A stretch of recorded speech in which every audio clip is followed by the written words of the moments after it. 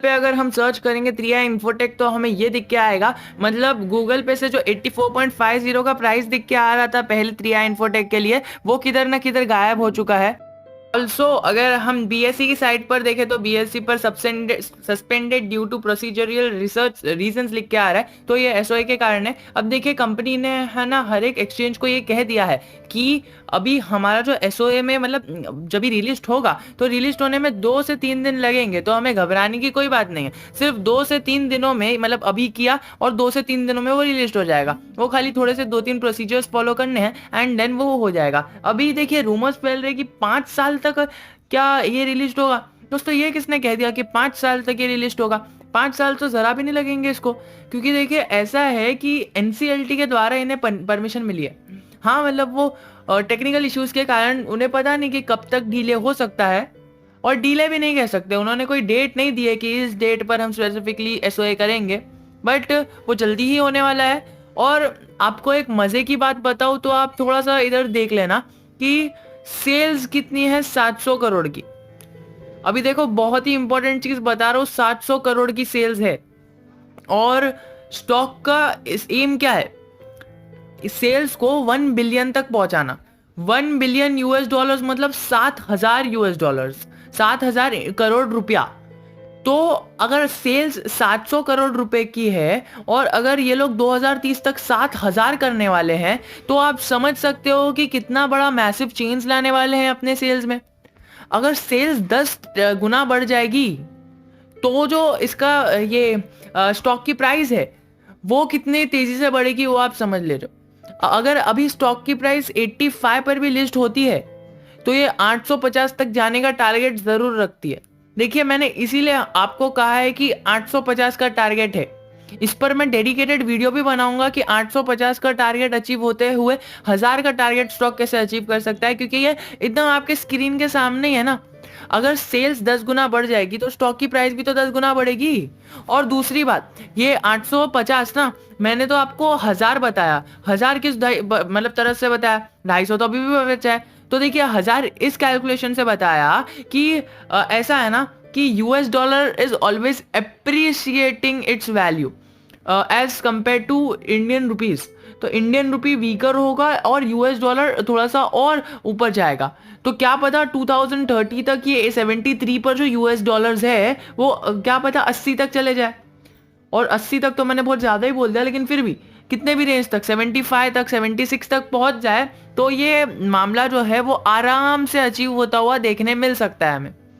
तो ये कैलकुलेशन के साथ अगर आप जाओगे तो आप कहीं ना कहीं इस स्टॉक के अंदर अच्छा खासा मोटा मुनाफा कर पाओगे। लेकिन एक चीज़ है, ये जो आपको दिख रहा है ना कि ये वाला आर्टिकल किसका है, मनी वर्क्स फॉर मी करके इनका वेबसाइट है, उस पर आर्टिकल छपा है, is 3i infotech a good long term investment.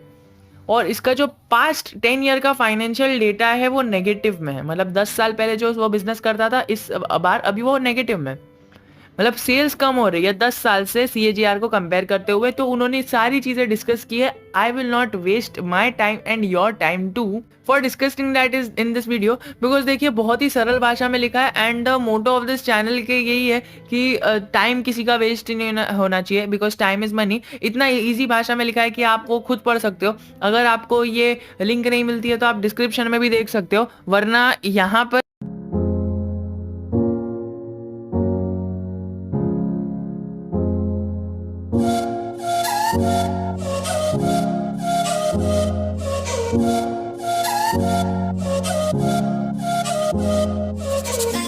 हमारा इंस्टा पर आप हमें डीएम कर सकते हो। इंस्टा के डीएम करोगे तो आपको एक फ्री में पोर्टफोलियो रिव्यू भी मिल जाएगा कि आपको अभी आगे अपने पोर्टफोलियो में क्या ऐड करना चाहिए। एक सजेशन टाइप मिल जाएगा कि अगर मैं उस जगह पर आपकी जगह पर होता तो मैं क्या करता, बीइंग एन इन्वेस्टर मुझे आगे क्या चीज़ें करनी चाहिए अपने पोर्टफोलियो के साथ, वो सारी चीज़ें भी डिस्कस फ्री ऑफ कॉस्ट होगी। तो खाली अगर आपको इंटरेस्ट है तो इंस्टा पर डीएम कर देना, मैं आपको करके दे दूंगा। सो ये मैंने आपको एक इंपॉर्टेंट इन्फॉर्मेशन या फिर आप अपडेट कह लो, इन्फॉर्मेशन कह लो, सब दे दी है। बस एक चीज़ बताता चलूँ कि अगर आपको लगता है कि ये स्टॉक 5 साल के बाद रिलीज होगा, तो आप थोड़ा सा गलत सोच रहे हो, गलत डायरेक्शन में जा रहे हो। क्योंकि देखिए एनसीएलटी है, सेबी है और सारे लोग हैं जो इस चीज़ को मॉनिटर करते हैं। और जिस तरह से आने वाले समय में स्टॉक का और जो सेक्टर में वो काम करता है उसका जो प्रभाव इंडियन मार्केट्स पे और ओवर द वर्ल्ड मार्केट्स पर जो पड़ने वाला है वो इनक्रेडिबली बहुत ही बड़ा डिजास्टर की तरह पड़ेगा। Because IT company, software companies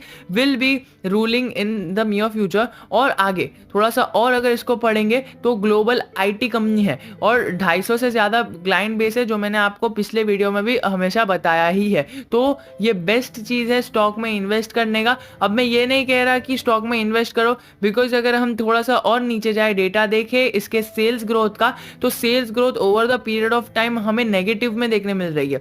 यानी 10 साल पहले अगर वो 100 रुपए की सेल्स कर रहा था, तो इस टाइम पर वो सिर्फ 87 की सेल्स कर रहा है। तो आप ये समझ के अंदाज़ा लगा सकते हो जितनी सेल्स वो पहले करता था और अभी वो एकदम कम कर रहा है। तो CAGR ग्रोथ बहुत ही ज़्यादा नेगेटिव में चल रही है, तो उसका ध्यान आप लेके चल सकते हो। बिकॉज आप देखो तो 5 साल में इसने नेगेटिव के सेल्स दिए हैं, बट प्रॉफिट देखो अच्छा खासा दिया है, तो उस पर भी आप अपना ध्यान रख के चल सकते हो।